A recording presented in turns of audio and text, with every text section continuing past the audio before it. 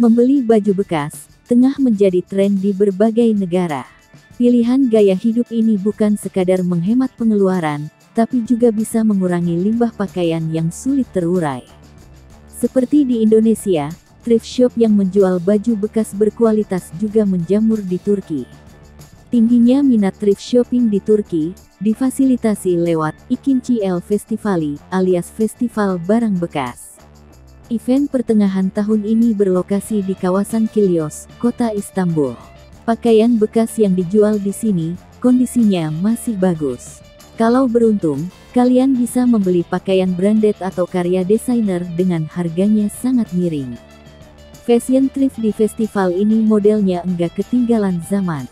Mau cari pakaian yang kasual atau vintage? Melimpah di sini. Kebanyakan merupakan preloved milik penjual sendiri. Kalian tetap bisa tampil fashionable dengan budget ekonomis. Festival barang bekas ini memasuki tahun ke-14. Ada 250 stand dan puluhan ribu pengunjung. Selain pakaian, kalian juga bisa berburu produk fashion lain seperti sepatu, perhiasan, aksesoris, bahkan wig atau rambut palsu. Ada pula barang-barang antik, mainan, dekorasi rumah, barang-barang elektronik sampai buku bekas.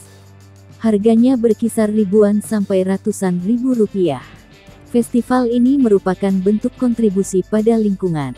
Mengajak masyarakat untuk mencegah pembelian barang baru, sehingga menyisakan lebih sedikit sampah di alam.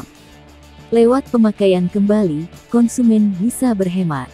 Sementara pedagang bisa mendapat penghasilan tambahan dari barang-barang pribadi yang enggak terpakai. Festival yang hanya berlangsung 2 hari setiap tahunnya ini dimeriahkan berbagai acara, termasuk konser musik. Pengunjung bisa berbelanja mulai pukul 12.00 sampai 22.30 malam waktu setempat. Selain di Istanbul, festival juga digelar di kota-kota lainnya di Turki.